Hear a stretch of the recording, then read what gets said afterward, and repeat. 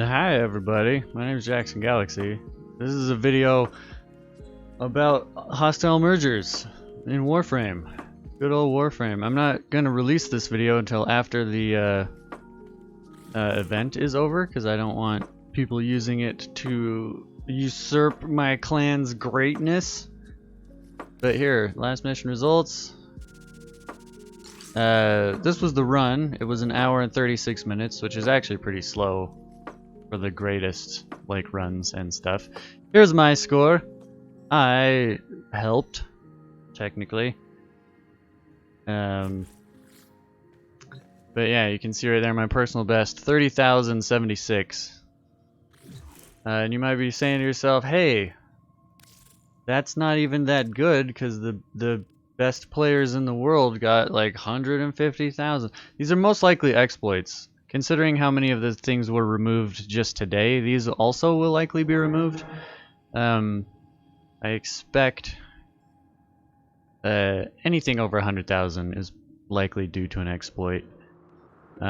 These ones are probably not exploitive. These are probably just really good coordinations, I would think. But because there's a 40,000 point jump between this and this, there has to be some exploit between there. So my personal best, 245 in the world. Within my clan, you have to have above 30k to get promoted within the clan, so we're doing some stuff. There's me, 245 in the world, and no, 38 best in my own clan. So how did I do it? How did I... Of course you can't do it solo, but how did I contribute? What did I use precisely and exactly? So before we get into that, I want to show you all the stuff that I learned. For the last day, I can't really show you because I don't have my webcam plugged in, but I just have like a notebook just full of math and notes and notey math and everything else. So I won't bore you with all that, I'll just show you the results. Get into fast travel to Semlar Simjam and go into the simulacrum. Okay, let's do some crap. So first thing is dealing damage, and I tried lots of different things, and I had this build for the Vanka Prime. I've always wanted them to be amazing, and sometimes they're just not. So I've had many Vanka Prime attempts at making just like the greatest slash proc thing ever, and it never works. I can never get it to work exactly how I want. So this is the basic idea. You wouldn't need body count and drifting contact. You could probably have some more crit damage in there, or maybe another gladiator mod. You probably also don't need primed reach. You could probably drop in fever strike or pressure point or condition overload depending on the situation. But so this is just the basic idea, right? Fast attacks, really fast attacks that cause slash procs, and whenever you get a slash proc, you get combo build up. Your combo never falls off, and then you get a little bit more combo and even more crit. So critty slashy combo, critty slashy combo. So we're on the Ash too because of his passive. Just being the slash crits make you bleed more blood. Makes you bleed blood. Slashy crit and bleeding blood. So if you have 20 MOA, by the way, it makes the worst sound in the world. So we're not going to do that. What we're going to do is we're going to have one demo MOA of level 160, because they are notoriously hard to kill. So just in the bottom right down there, just check out the my combo counter. Already up to 3.25 times damage on my melee strikes. 4 times damage on my melee strikes. And this has been a known factor for a long time because the Vanka Prime are just ridiculous. 4.75 damage. And as long as these guys don't have shields, they suffer slash procs.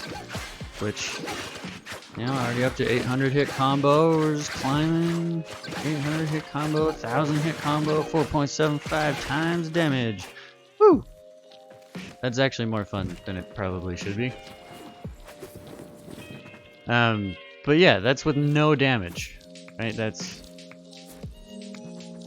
There's no extra damage here, right? Combo duration, combo duration, combo duration. stuff that scales with other stuff, the speed and range. There's no damage on that build whatsoever. So I played around with this build for a million times, you know, a million years, trying to get it all together. This one is better with more damage and scaling crit and just more base damage. Got rid of a lot of the redundancies. It's much slower,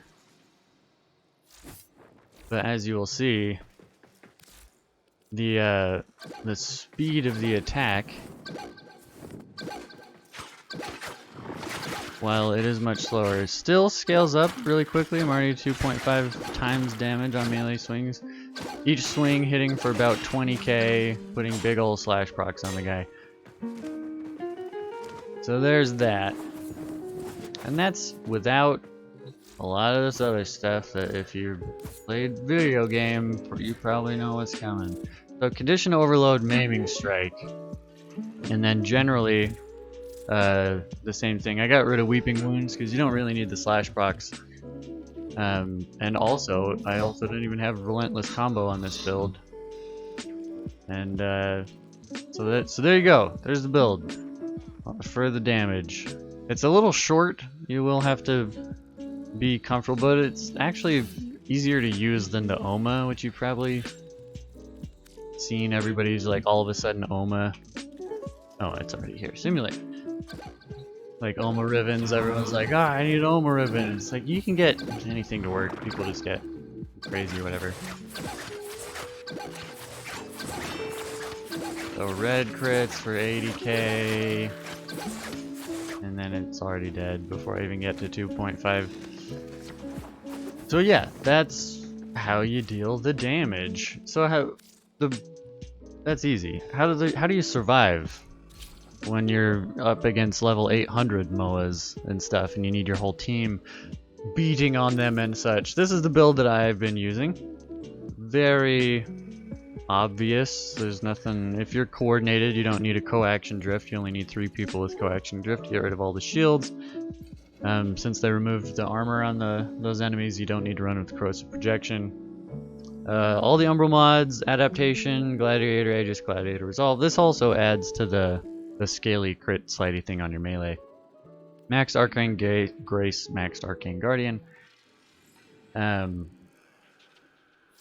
don't know exactly what the deal is with what and what, but so Zacti, just for more, you can see in the bottom right just all the status that this one doesn't have on it. So this is slash viral. This one will put blast gas corrosive. So you just get more of the that kind of thing. You have carrier prime with even more, so gas magnetic also helping out. The Zacti gas, I don't know, you could probably, even somebody smarter than me could finagle it even more than I could. But Naramon, mostly for power spike. Combo counter doesn't decay, so you just scale up, and then the longer you go, as long as you don't die, you will need your friends to res you in case something terrible happens. For scaling damage that continues to scale. And then the survivability of the Inaros with a bajillion hit points and everything else. So if I don't pause the AI and it's shooting at me and stuff, I remember everyone gets some Scarab armor just because you probably will have it on when you're actually running around. Like, oh no, all the damage, what do I do? So much damage. I'm actually healing through his damage. And this only works up to a certain point anyway. Eventually you'll have to be in operator mode and run around and do everything else. But so Zacti just gets some status on the guy and then you can stick to him. Oop.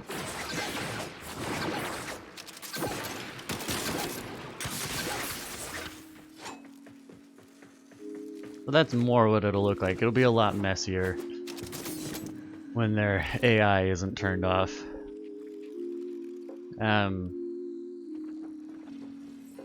So that's fun.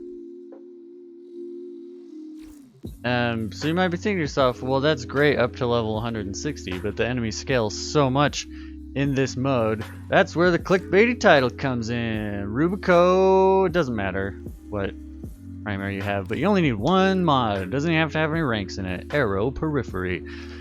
This is the secret sauce, the trick that was the clickbaity title of this video. Only one mod, something, whatever, I don't care. I'm not monetizing this video anyway, I just think it's funny to clickbaity crap. So the arrow mods, because it's a set mod, you just need the thing equipped. You don't even need it, but you can, as long as you're in the air and you hit them, you hit the ground, they fall asleep. And you hit them in the air and they hit the ground, fall asleep. Air, hit the ground, fall asleep. Good job.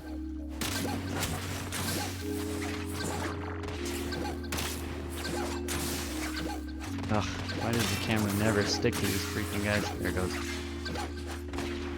Come on.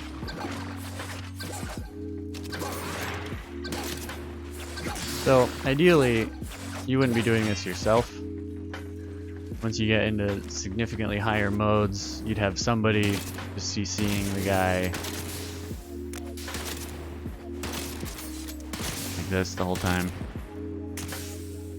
It's similar to freaking Smash Brothers. You gotta get good at short hops. Somebody just CCs him the whole time.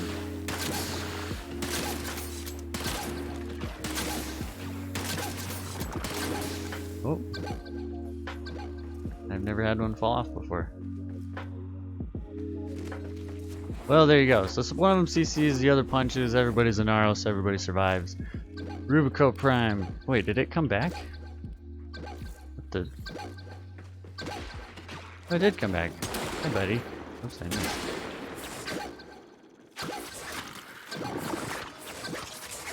Oop. Ugh, why is the freaking volume that removes you right at the bottom of the stupid thing? Could you remove that so I can fall off as like operator and come up underneath? Like dash up through stuff. Just move that lower if you would, please, DE. That's so annoying.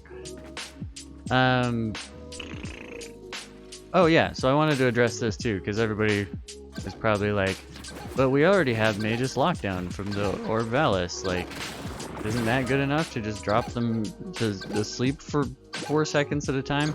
And the answer is no, not at all, because it only works for 4 seconds, then it only works for 2 seconds, then it only works for 1 second, then it works for half a second, and then it doesn't work at all. So when they have 1 trillion hit points at level 800, you have to have somebody dedicated to putting CC on them and also scaling your damage through condition overload.